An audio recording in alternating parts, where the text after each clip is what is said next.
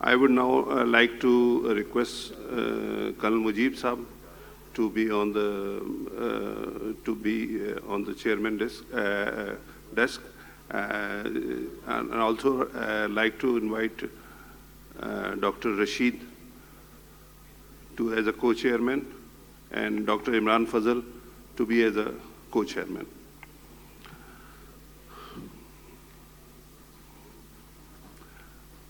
Our next presentation is by Dr. Asim Javed from RIC. He had an excellent case, first time in Pakistan. When a CABG is done, he did PCI with a drug-eluting balloon. Dr. Asim Javed.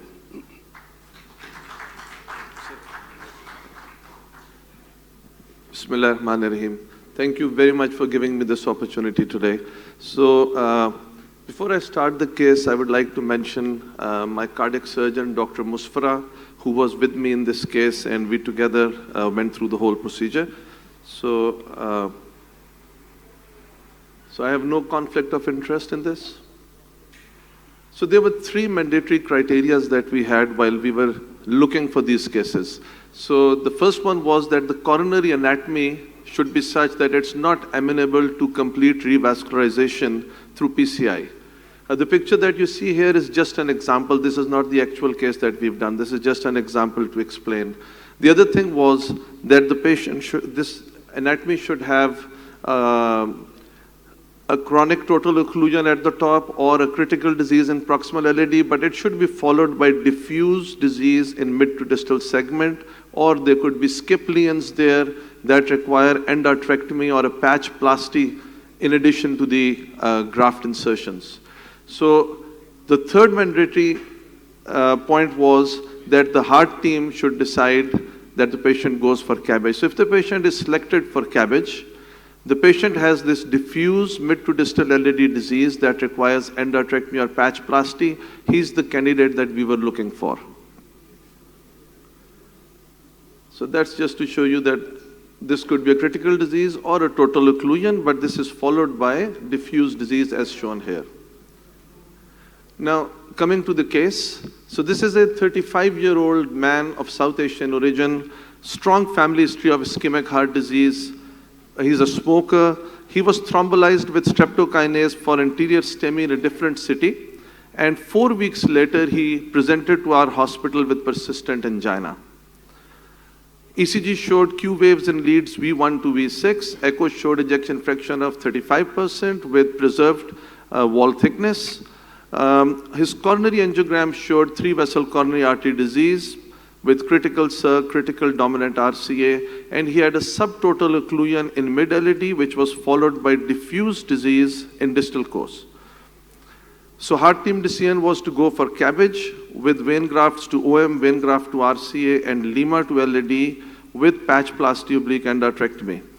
So we went ahead with our proposal. We got the hospital ethical approval and patient's consent for this experimental treatment in which we wanted to avoid patch plasty or endarterectomy by performing drug-coated balloon angioplasty during CABG. So Dr. Musfra took the patient to our hybrid OR. We are thankful to General Kiani sitting here for equipping RIC with this hybrid OR facility. So midline sternotomy and on-pump CABG with cardioplegia, the routine way of performing CABG. And then SVGs were anastomosed to RCA and OM, and Lima was prepared. Now, once the Lima was ready, just to show you the same example again, now we had two challenges here. We want to perform angioplasty of this diffuse mid to distal LAD, but the first issue was, how do you enter your PCI equipment in this mid LAD segment? And you don't want to dilate this proximal critical LAD lesion. It could even be a CTO here.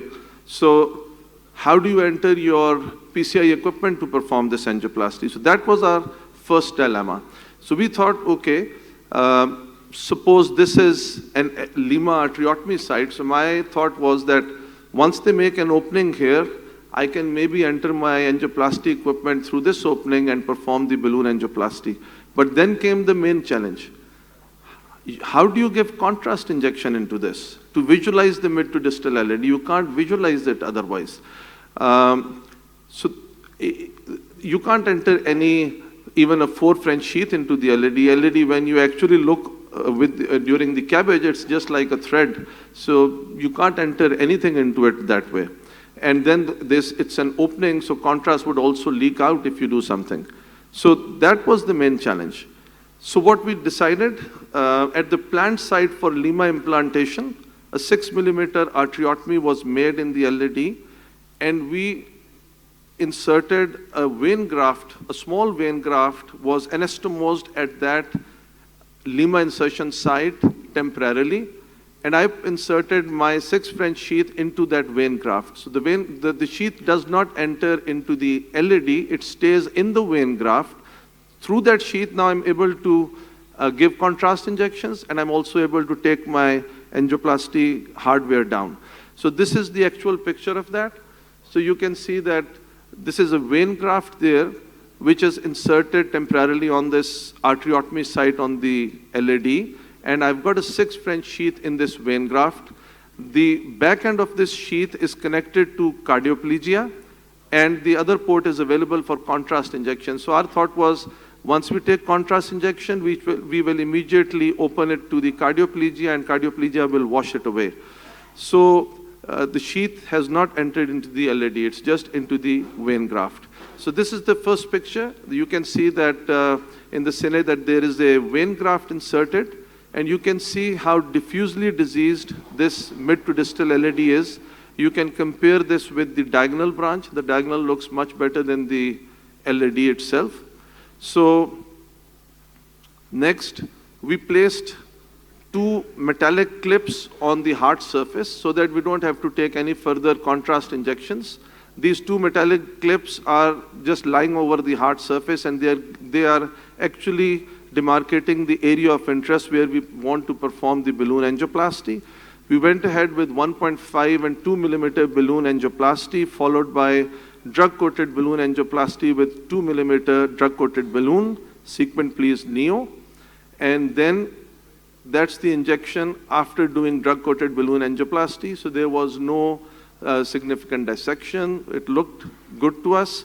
So what was our bailout plan? Our bailout plan was that if something goes wrong and there's a significant dissection in mid to distal LED, the surgeon in any case would have done an endarterectomy as their routine plan. So as a bailout, if something goes wrong, the surgeon will convert it into his routine endarterectomy and then insert the Lima. But luckily everything went well. And post-procedure, I went through the groin, engaged the Lima, and took this Lima shot to see how things were, and it looked pretty good. Then we followed up this patient for 6 months clinically, and after 6 months, we performed a CT angiogram of this patient, and we can see LED holding very well.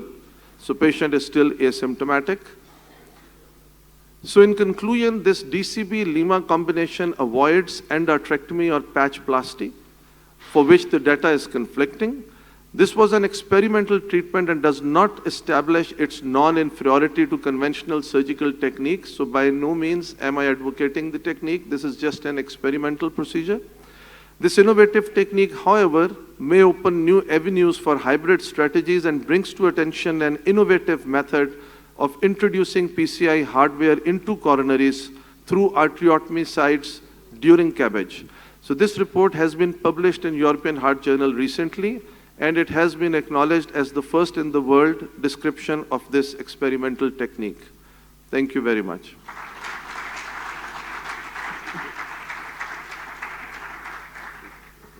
Just a quick question, Asim. Sir. As usual, extremely calculating and wonderful, innovative. We all admire you for that. I'm just wondering that we have diffuse disease, we do POBAs with drug-eluting balloon for diffuse arteries. So in this case, what if you were in a hybrid lab, so why couldn't you just get your catheter in through the routine way and do a drug-eluting balloon and see what the result was, and if need be, they could open it? That's one. And the other is, what about the other lesions? You didn't show that to us.